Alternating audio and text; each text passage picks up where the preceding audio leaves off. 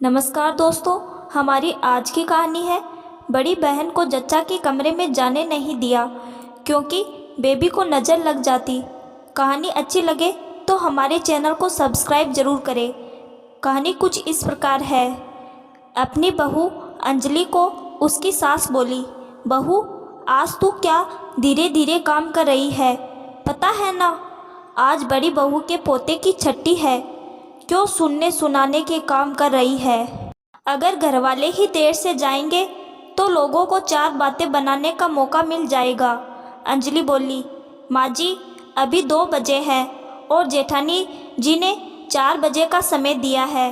4 बजे का समय दिया है तो समझो 5 बजे से पहले छठी की रस्म शुरू होने वाली नहीं। जब सभी औरतें इकट्ठा होगी तभी तो सोहर के गीत गाए जाएंगे। अरे वह सब बाहर वाली है, तू तो घर की है, तुझे तो पहले पहुंचना चाहिए। सास बोली तो अंजलि ने कहा, माँ यह आप कह रही हो, लेकिन दीदी ने तो एक बार भी मुझे जल्दी आने के लिए नहीं कहा।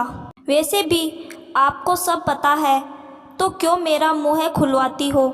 मैं तो कहने भर की देवरानी हूँ, बाकी वहाँ जाकर मुझे सबसे पीछे ही बैठना है। दीदी की बहुत सहेलियाँ हैं, काम खत्म होने के बाद वह मुझे झूठे से भी थोड़ी देर रुकने के लिए नहीं कहेगी। सास बोली, क्या बहू तू पुराने किस्से लेकर बैठ गई। वह सिर्फ तेरी जेठानी का पोता नहीं, तेरा भी तो है।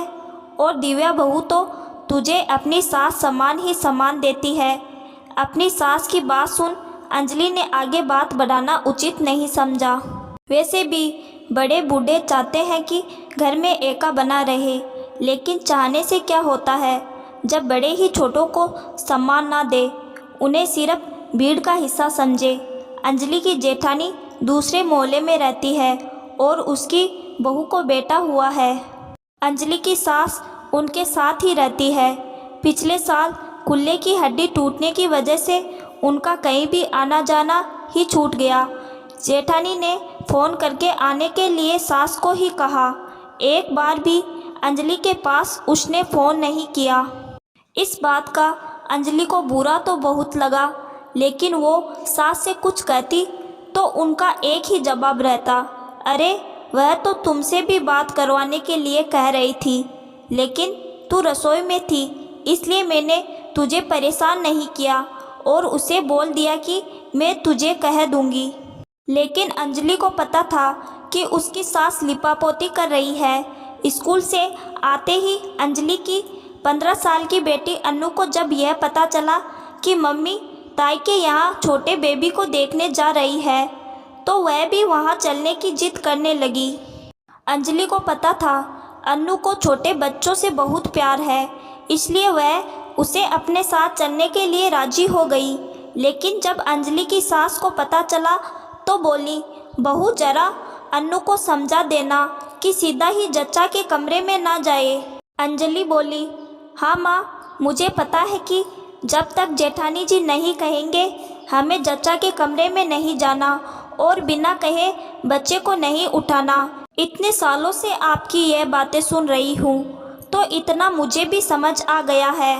पर दादी हम तो घर के हैं, फिर हमें इतनी फॉर्मेलिटी करने की क्या ज़रूरत है। वैसे भी दादी नज़र वजर कुछ नहीं होती, यह सब बेकार की बातें हैं।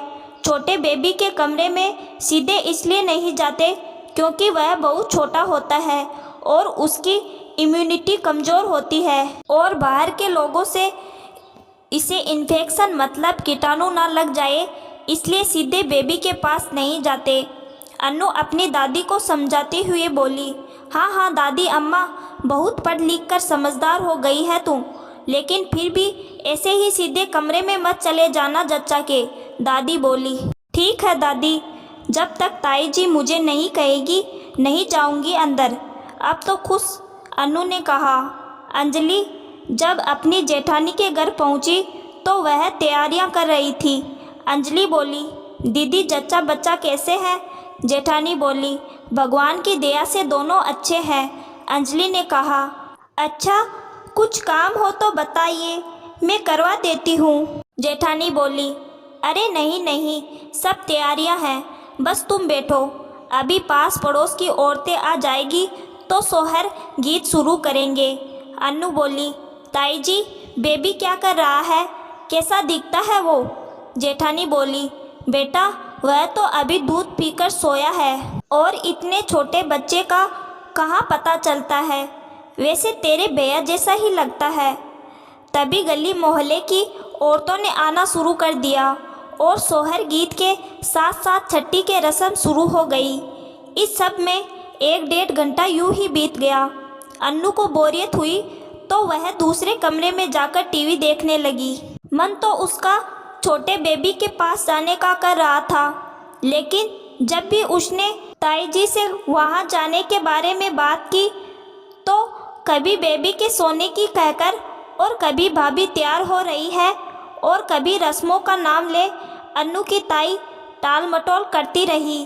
2 घंटे बाद सभी औरतें गा बजा और चाय पीकर चली गई। अंजलि की जेठानी उससे 1-2 बात करने के बाद बोली, अच्छा अंजलि जरा मैं देख कर आऊँ, पोता बहू को परेशान तो नहीं कर रहा? हाँ अंजलि, जब तुम जाओ तो माँ के लिए यह गोंद के लड्डू ले जाना। अंजलि की जेठानी को अपनी बहू के कमरे में घुसे लगभग 15 मिनट हो चुके थे। अन्नू बोली, मम्मी ताई जी बाहर नहीं आ रही, क्या मैं जाऊँ अंदर?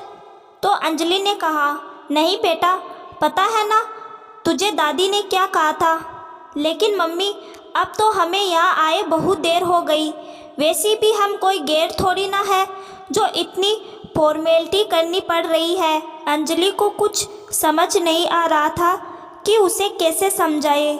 गैर नहीं तो अपने भी तो नहीं समझा जेठानी जी ने, वरना वह दोनों माँ बेटी इतनी देर की आई हुई है, एक बार भी नहीं कहा अंदर चलकर पोते को गोद में ले। उसमें वह बाकी आस पड़ोस की औरतों में क्या फ़र्क किया जेठानी जी ने? वह भी जब से आई है ड्राइंग रूम में बैठी थी और बाकी औरतें भी वहीं बैठकर चली गई। मुझे नहीं, कम से कम अन्नू को तो उस छोटे बच्चे को देखने के लिए कह सकती थी। कितनी बार अपनी ताई से उसे देखने के लिए कह चुकी थी, लेकिन हर बार इसे टाल मटोल कर टाल दिया। क्या एक बच्चा दूसरे बच्चे को नज़र लगाएगा? कैसी मानसिकता है ये, जो सालों साल से चलती आ रही है। बहुत देर इंतज़ार करने के बाद अंजलि ने अन्नू से कहा, बेटा चलो, बहुत देर हो गई, वैसे भी पापा आने वाले हैं और तुम्हारे ट्यूशन का टाइम हो चुका है। लेकिन मम्मा बेबी को तो देखा ही नहीं मैंने। अंजलि बोली, बेटा लगता है बेबी सो गया होगा, उसे डिस्टर्ब करना ठीक नहीं। संडे को पापा के साथ आकर बेबी से मिल लेना। अंजलि ने कह तो दिया, लेकिन मन ही मन सोचने लगी, संडे तक कुछ बदलने वाला नहीं।